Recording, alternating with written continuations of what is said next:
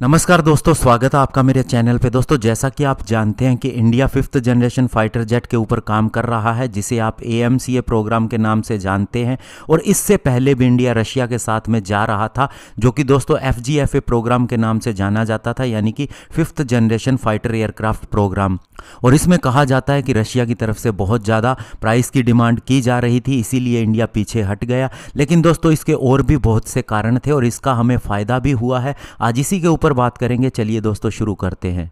तो दोस्तों, इंडिया के AMCA प्रोग्राम के हेड के द्वारा ये पहली बार बताया गया है कि क्यों वे रशिया के साथ में FGFA प्रोग्राम के साथ नहीं गए और इससे पीछे हट गए। इसका सबसे बड़ा कारण था कि इंडिया को कंप्यूटर सोर्स कोड नहीं दिया जा रहा था, और इस कंप्यूटर सोर्स कोड को न मिलने की वजह से फ्यूचर के अंदर इंडिया अपना अपग्रेडेशन खुद नहीं कर सकता था और रशियन असिस्टेंस की उसे हमेशा ही ज़रूरत पड़ती। तो ऐसे में दोस्तों, अगर कोई फाइटर जेट बनता तो वो इंडिया के लिए थोड़े समय बाद में बेकार हो जाता या फिर उसे रशिया की मदद लेनी पड़ती। इसके अलावा उन्होंने ये भी बताया कि इस प्रोग्राम की वजह से उनका AMCA प्रोग्राम भी डिले हो गया, कम से कम 3 से 4 साल के लिए, क्योंकि उस समय उनका सारा ध्यान लंबी नेगोशिएशन के ऊपर था जो रशिया के साथ की जा रही थी। साथ ही दोस्तों, इंडियन एयरफोर्स भी air staff requirement FGFA programme के लिए तय करने में लगी हुई थी।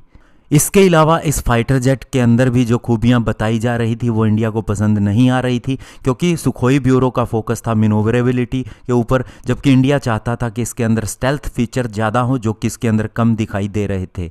इसके अलावा दोस्तों, इंडिया ब्रह्मोस जो रशिया के साथ मिलकर ही बना रहा था, इस प्रोग्राम की सफलता से काफ़ी ज़्यादा खुश था और चाहता था FGFA प्रोग्राम इसी तरह से आगे चले, जिसके अंदर HAL का हिस्सा ज़्यादा हो। कि इंडिया ऑलरेडी इसके अंदर ज़्यादा इन्वेस्टमेंट भी कर रहा था, लेकिन ट्रांसफ़र ऑफ टेक्नोलॉजी उन्हें उतनी नहीं मिल रही थी। और इसके अलावा रशिया के ऊपर शक होना तब भी शुरू हो गया जब HAL को पता चला कि उसका हिस्सा इसके अंदर ज़्यादा नहीं है, और ये फिर कयास लगाया गया कि रशिया सुखोई 30 MKI प्रोग्राम की तरह ही इंडिया के साथ आगे बढ़ना चाहता है, जहाँ इंडिया की इन्वेस्टमेंट ज़्यादा होगी और रशिया जो टेक्नोलॉजिकल डेवलपमेंट की बात कर रहा है उतनी टेक्नोलॉजिकल डेवलपमेंट रशिया ने नहीं की थी। और सिंपल भाषा में कहें तो रशिया का प्लान ये था कि साथ ही वह इंडिया के साथ मिलकर फाइटर जेट बनाए, इंडिया को बेचे भी, और इसके अलावा अन्य देशों को भी वही फाइटर जेट का दूसरा वेरिएंट बेचे और इंडिया को उसकी रॉयल्टी न मिले।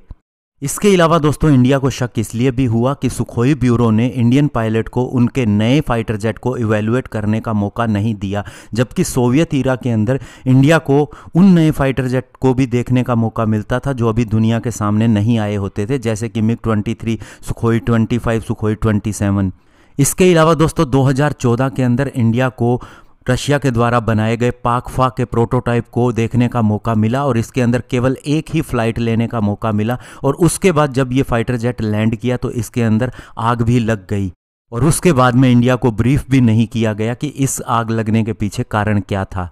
और इसके अलावा एक और कारण भी था, वो ये था कि इंडिया को कहा जा रहा था कि आपको कम से कम 140 से 160 फाइटर जेट खरीदने होंगे अगर आपको इंडिया के अंदर ही इन्हें बनवाना है, और साथ में ट्रांसफ़र ऑफ टेक्नोलॉजी का अलग से कॉस्ट लगाया जा रहा था, जिससे दोस्तों इंडिया का MMRCA प्रोग्राम भी प्रभावित हो रहा था और उसका AMCA प्रोग्राम भी प्रभावित हो रहा था।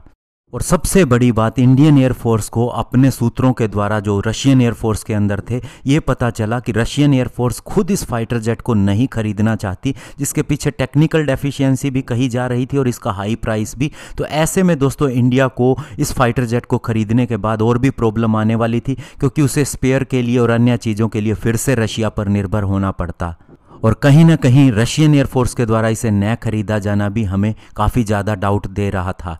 और दोस्तों, अगर हम आज की बात करें तो आप देख सकते हैं कि रशिया के इस प्रोग्राम के अंदर किसी और देश ने एंट्री नहीं की जब इंडिया इसे छोड़ गया, और अभी भी रशिया ने केवल 75 फाइटर जेट का ही ऑर्डर दिया है प्रेशर के तहत, और ये फाइटर जेट ज़्यादा सफल भी नहीं हो सका है, और रशिया की जो इसके अंदर इन्वेस्टमेंट थी वो भी इन 75 जेट से रिकवर नहीं होती है। तो ऐसे में ये प्रोग्राम पूरी तरह से फेल था और इसका आइडिया इंडिया को हो गया, और इंडिया ने सारा फोकस अब AMCA के ऊपर कर रखा है। धन्यवाद। जय हिंद।